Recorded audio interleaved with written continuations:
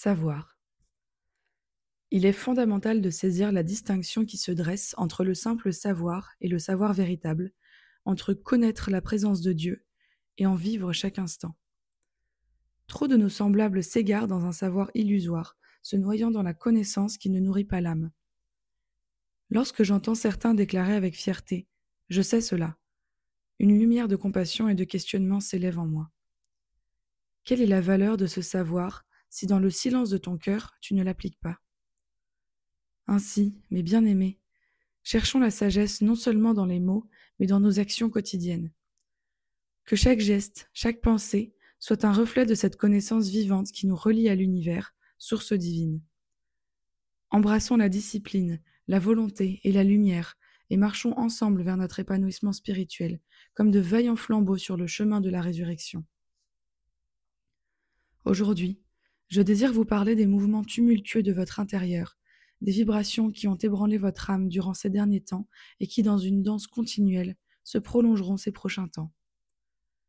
Ces échos intérieurs, ce sont des vagues que vous avez déjà ressenties, des houles parfois durement éprouvantes.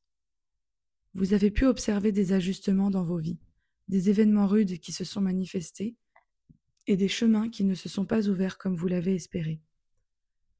Je sais que certains d'entre vous se questionnent sur le sens de ces épreuves, se demandent pourquoi la vie leur présente ces défis, malgré parfois l'effort spirituel investi ces derniers mois ou années.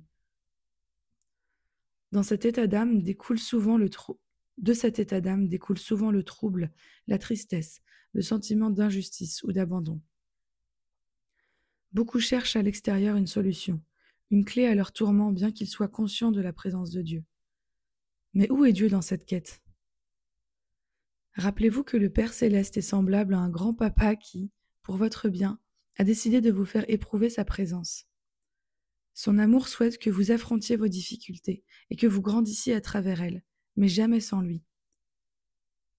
Rester dans le cocon de l'ignorance, c'est se priver de l'expérience du monde et de son salut.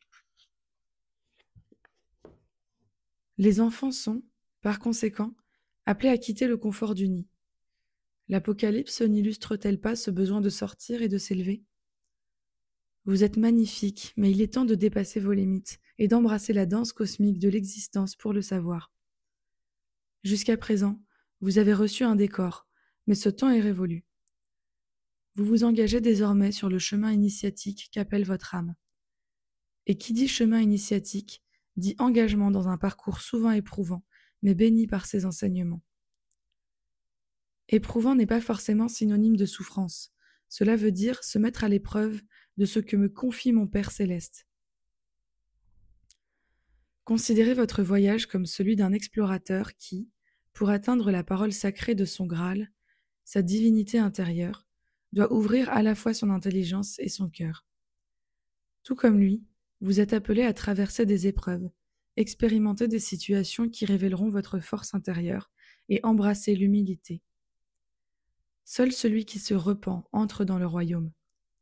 Tenez-vous prêt à faire un pas chaque jour vers l'inconnu, et lorsque vous serez en face de ce pont intérieur, vous devrez oser le saut de la foi, porté par un amour que vous retrouverez comme un savoir originel, qui se dévoile grâce à ce chemin sacré et béni. Ainsi sont les épreuves initiatiques, une voie essentielle à votre retour à la maison.